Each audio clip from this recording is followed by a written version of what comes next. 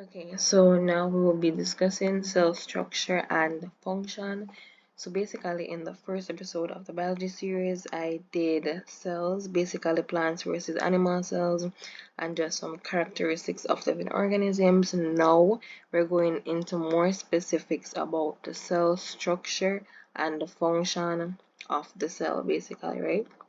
So let us begin. So we need to talk about what are cells first. Like in the first video, we mentioned some of this already, but let us mention it all over again.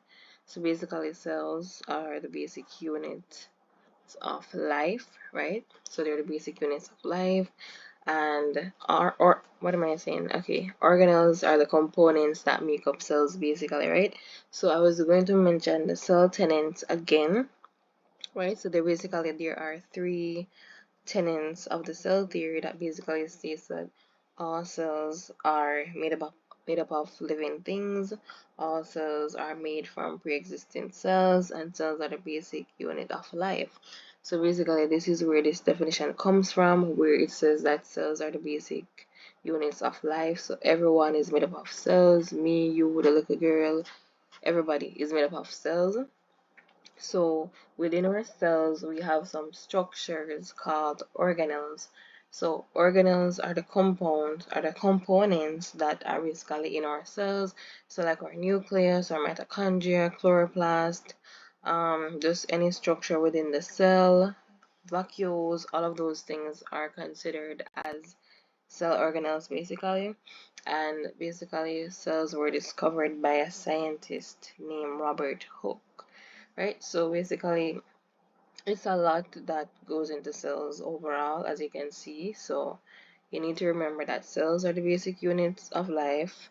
Organelles are the components that make up cells. So example are nucleus, chloroplast, vacuoles, endoplasmic reticulum, all of those things are cell organelles.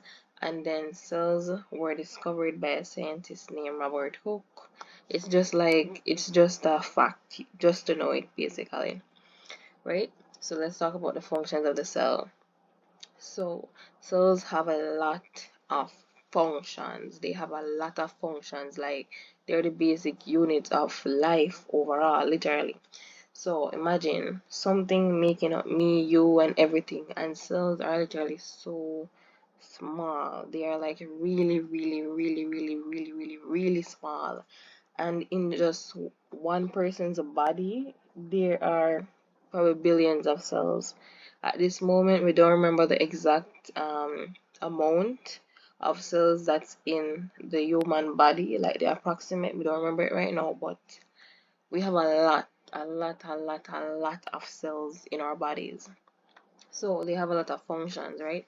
So they play a structural role where we say that cells provide structure and support for the body, because without cells, where would the body even be? Because they're like the little building blocks that make up all living organisms, not just human beings, not just cats and dogs.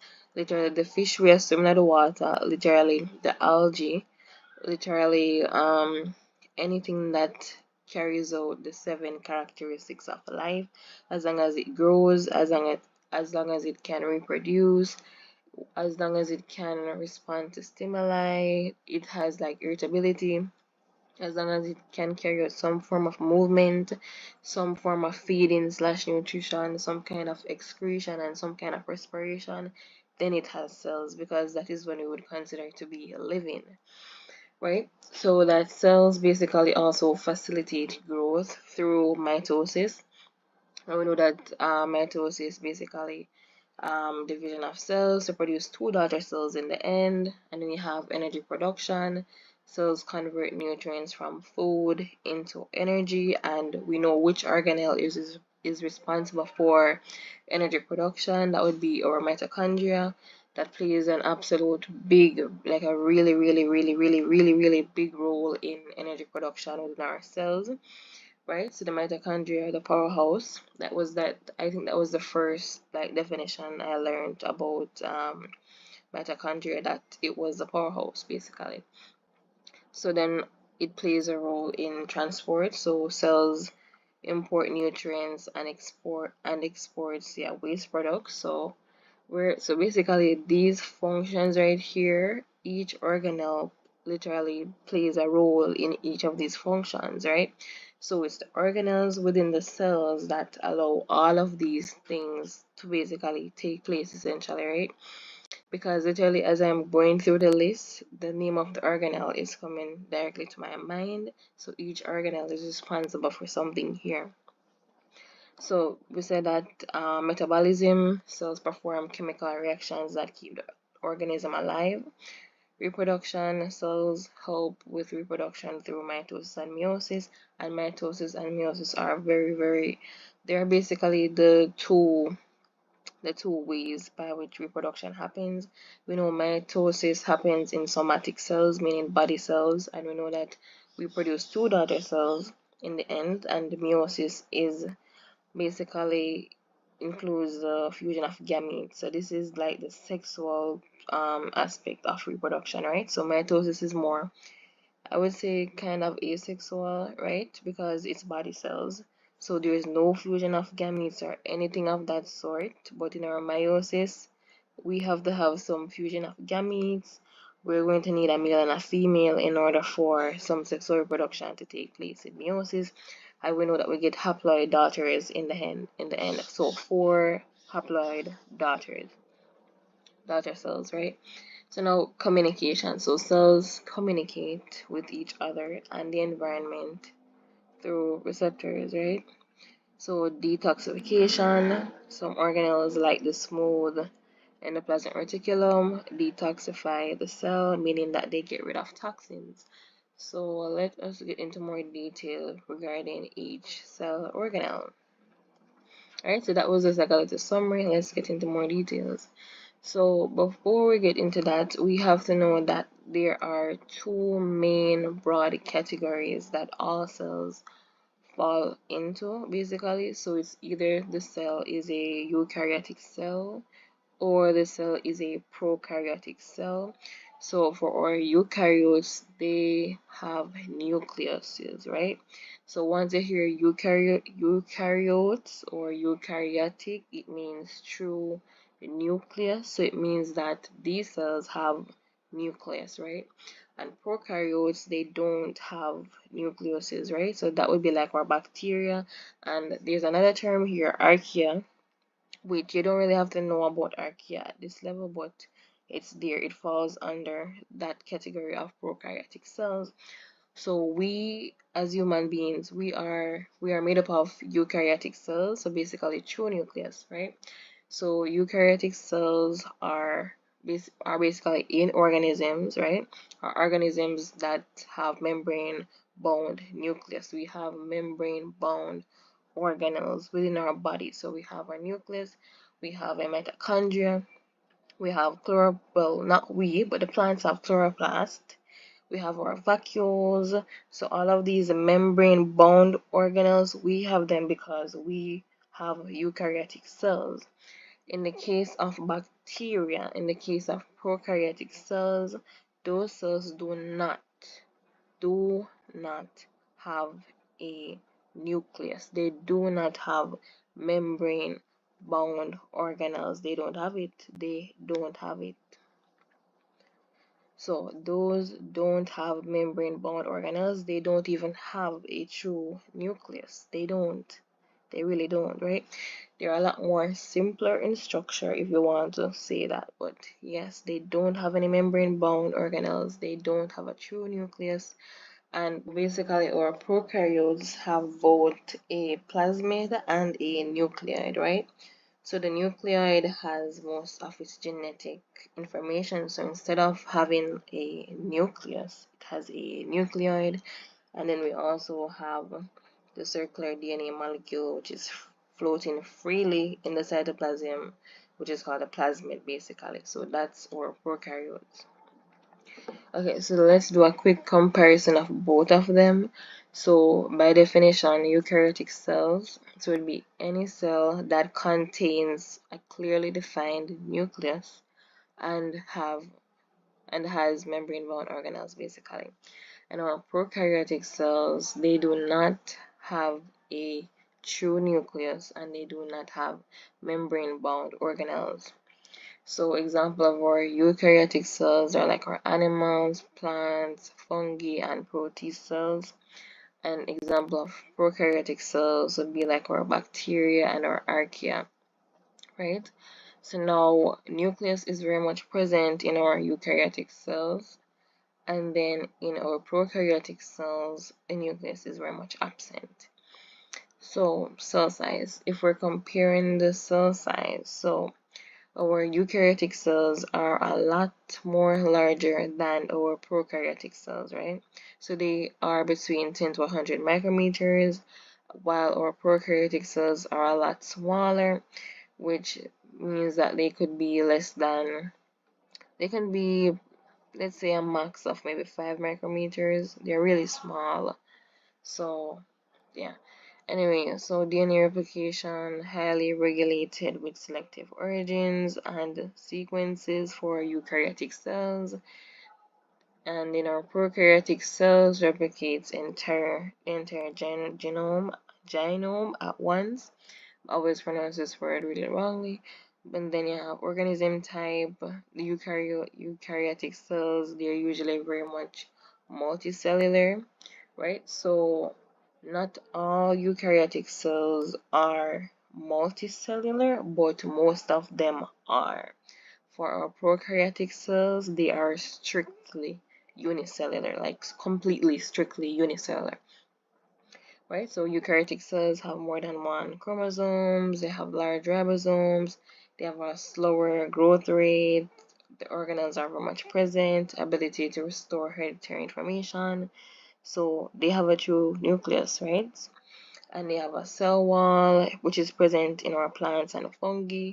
We have our cell wall being made up of cellulose in our plants, and our cell wall being made up of chitin in our fungi.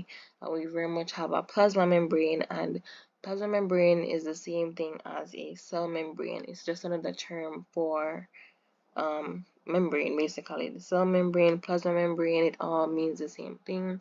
And then the cytoplasm is very much present. Then over to our prokaryotic side. So yes, we have a small ribosome. So basically, eukaryotic cells have 80S ribosomes, and prokaryotic cells have 70S ribosomes, right? That's why they say it's smaller.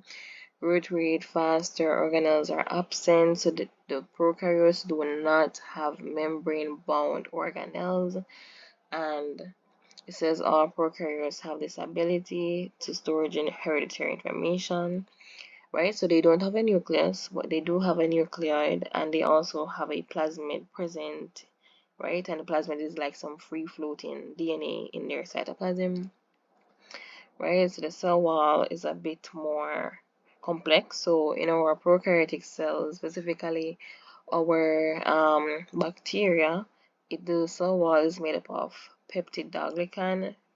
That is how I pronounce it, but the cell wall is made up of peptidoglycan, and then plasma membrane is also present, cytoplasm is also present. So finally we get to the cell. So basically this is just a rough draft of an animal cell, basically, right? So we're going to use this animal cell as the rubric for what we're trying to do today, which is talk about the structure and function. So we have our big nucleus, our nucleolus, which is inside, chromatins right here, and basically it's chromatin before it has entered the division stage, basically before it has undergone mitosis. Yeah, if it has undergone mitosis, that's what I mean to say. And then you have the rough endoplasmic reticulum, and if that's the rough endoplasmic reticulum, over here should be the smooth endoplasmic reticulum. It's not really differentiated, but yeah. Your nucleolus, ribosomes, Golgi apparatus, Golgi vesicle, cytoplasm, vacuole, lysosome, peroxisome, smooth endoplasm. So okay, so here it is, smooth endoplasmic reticulum. So this diagram is a bit different, but so rough and the smooth endoplasmic reticulum, and then the secretory vesicle, intermediate filament. So I guess this is the smooth endoplasmic reticulum. because what they usually do is they usually have like the entire endoplasmic reticulum, and then they would show the ribosomes on one side, and then over here would be like without ribosomes. But in this case, in this drawing, they decided to put the smooth endoplasmic reticulum kind of separate here. However, this is just a simple animal cell diagram which you should be able to draw for your exam and label on your own. So let's talk about the cell structure and function. So, cell structure and function. So our nucleus, which is a double membrane organelle, right? So our nucleus is actually surrounded by a nuclear envelope, right?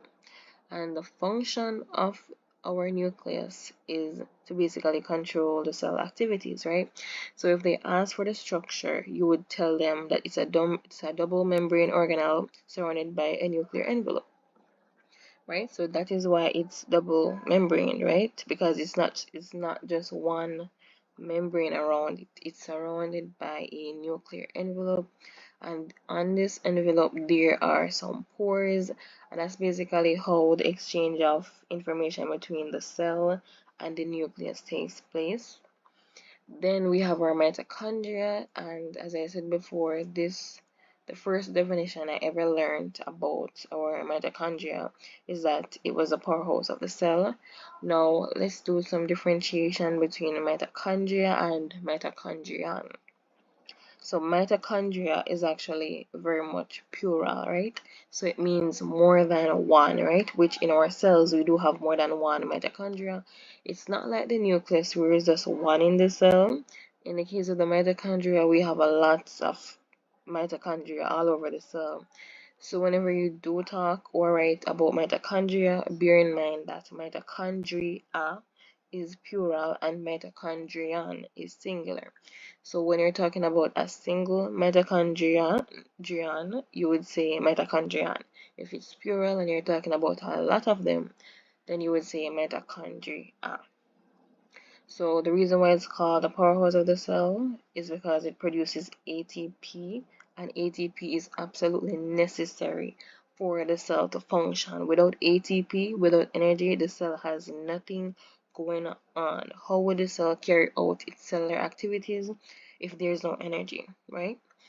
So the mitochondrion, so in this situation we said mitochondrion, we mean singular, so we're talking about one here. So it's also a double membraned, right? Rod shaped. It's a double membrane rod shaped structure that is found in both plant and animal cells with cristae foldings. So this means that the mitochondrion, or the mitochondria, since we're talking about this, so the mitochondria is not just found in animal cells, it's in both animal and plant cells, right? It is there basically in all, I would say all eukaryotic cells basically, because what's going on here is that within this cell there has to be a powerhouse, right? It is a powerhouse and it produces ATP, right? And it plays a big in a lot of functions that take place in the cell, right? So in our mitochondria, what we have is some okay, so this is it. Let's use this. So on this diagram, our mitochondria is actually not labeled, but this is our mitochondria. So it has an outer membrane and an inner membrane. And so with this mitochondria, it has some foldings, like some foldings inside, which is called, we call these cristae, right? Cristae, and it's also a double membrane organelle, just like the nucleus. It's also double membrane with cristae inside in this situation. But there's an interesting story behind the mitochondria and also chloroplast, but I won't really get into that story, right? So it has a double membrane, just like it. And then let's talk about our chloroplasts. So they're only found in plant cells. So basically in this animal cell, you will not find any chloroplast whatsoever. No chloroplast. So basically it's only found in plant cells, in well at this level. contains a green pigment called chlorophyll. It carries out photosynthesis and it's also double membraned, and it contains some structures called thylakoids, and basically they're like some flat circular structures, right?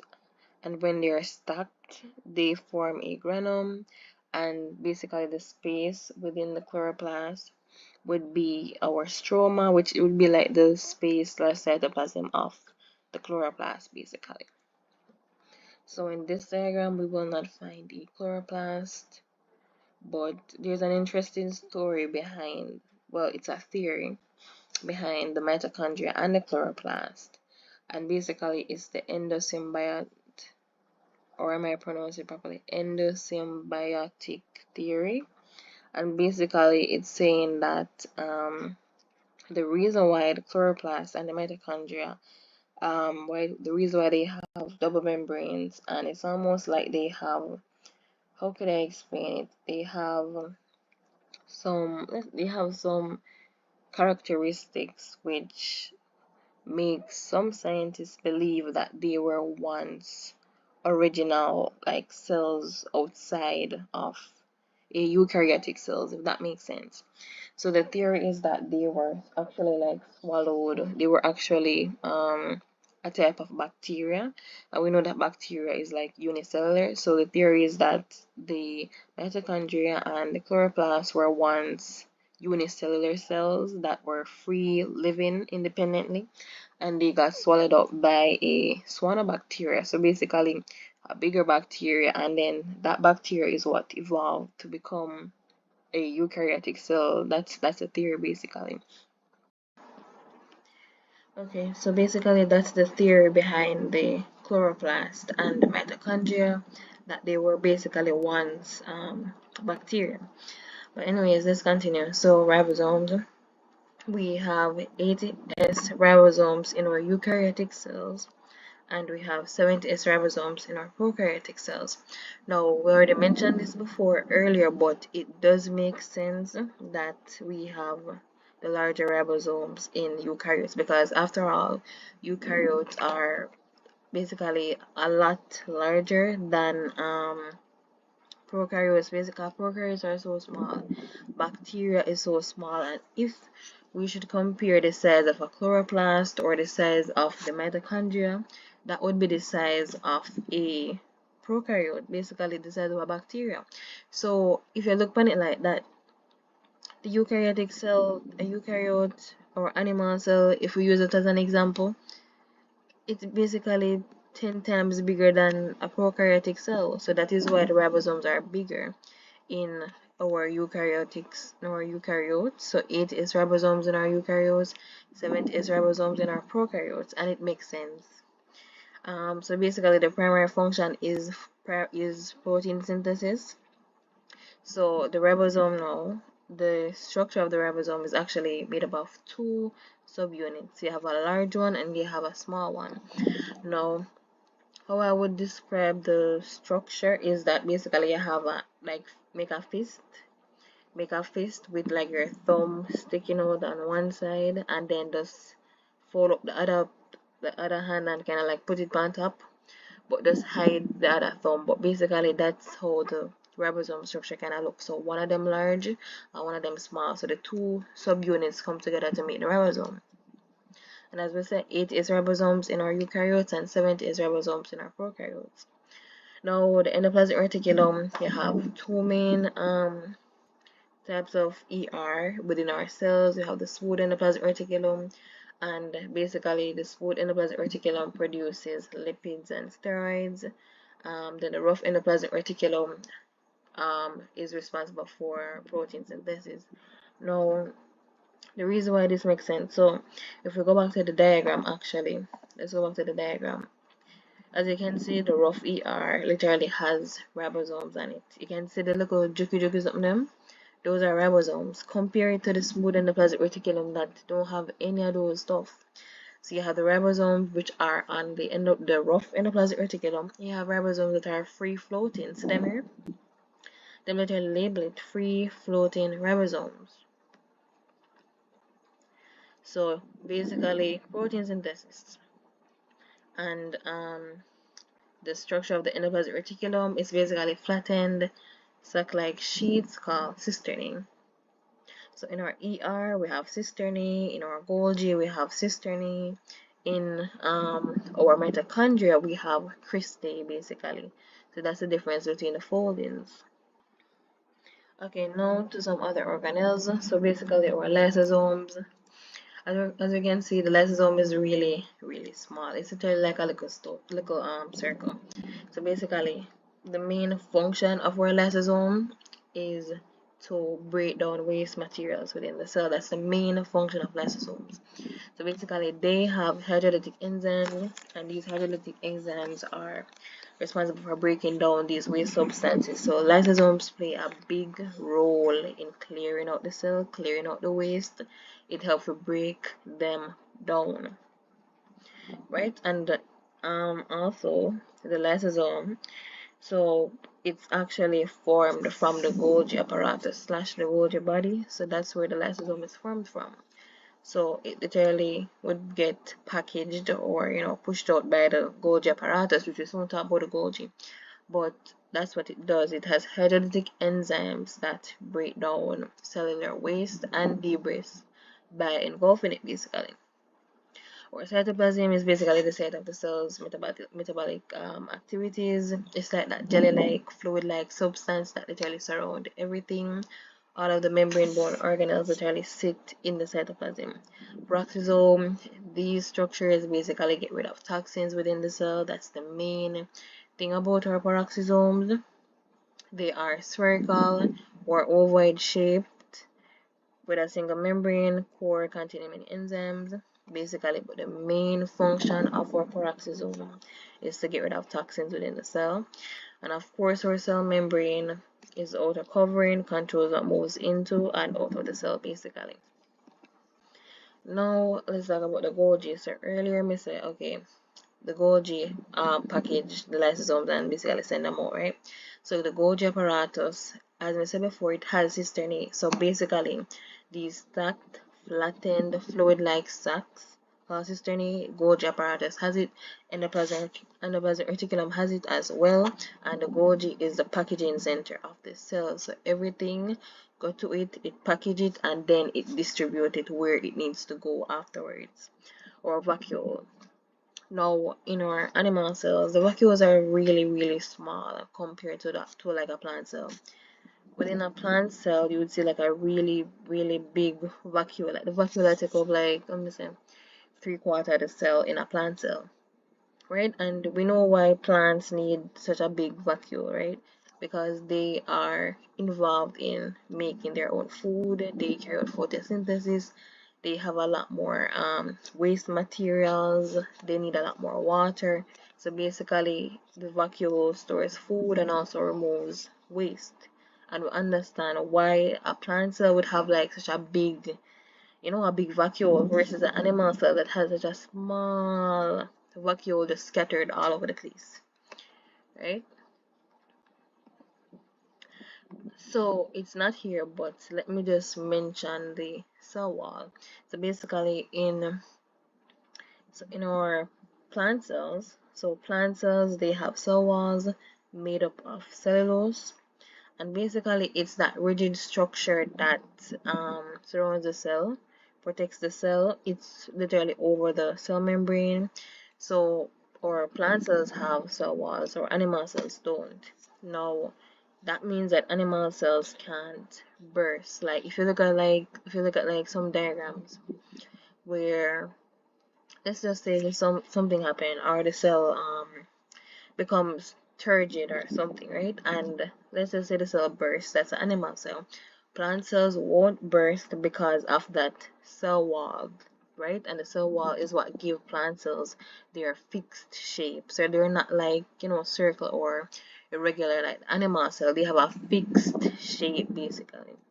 So that's really the function of the cell wall. And even our prokaryotes, specifically our bacteria has peptidoglycan in its cell wall, or fungus which we're not really getting to fungus, but fungus has chitin in their cell wall, and fungi, that would come under eukaryotic cells.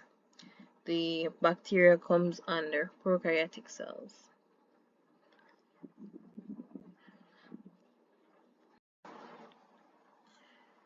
Now, it's also important to know the difference between a chromatin and a chromosome, because look at this diagram right here. We know this. So basically, one of this is the sister chromatid, and it's literally connected in the middle by a centromere. Now, what is the difference between them? So basically, let's go back to the diagram. So basically, you see in here, the diagram points to chromatin. So the main way that you can differentiate chromatin from the chromosome is that during, so basically, you know the cell cycle, where you have interphase, and then you get into like mitosis or meiosis.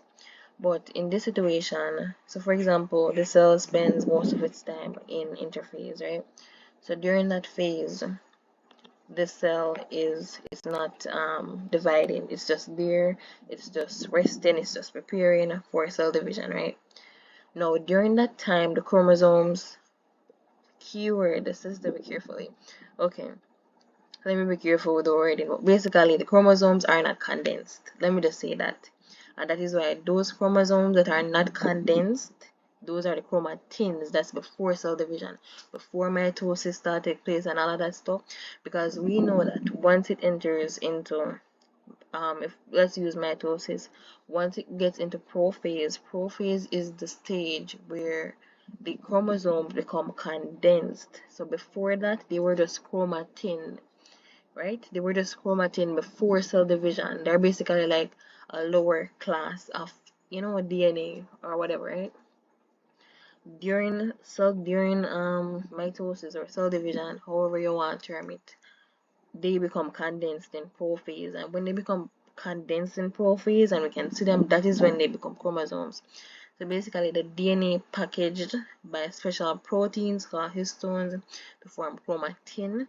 So this chromatin further condenses to form chromosomes. So basically, the uncondensed version is the chromatin that's before cell division. The condensed version is basically during cell division, during mitosis, during prophase, when the chromosomes become condensed and they become visible. You can start to see them nuclear envelope breakdown and all them something here, right? So chromatin is not involved in cell division. Right? So it's in the cell cycle in interphase, just sit down and nod and nothing basically. Right? Like the cell is a prepare, but the cell is a prepare, rest, same thing, whatever, it's just there. When it enters into mitosis prophase and it become condensed, that's when it become a chromosome. So basically, this means that the chromatin is a lower order of DNA organization, whereas chromosomes are a higher order of DNA organization. So basically, that's the main difference between the two.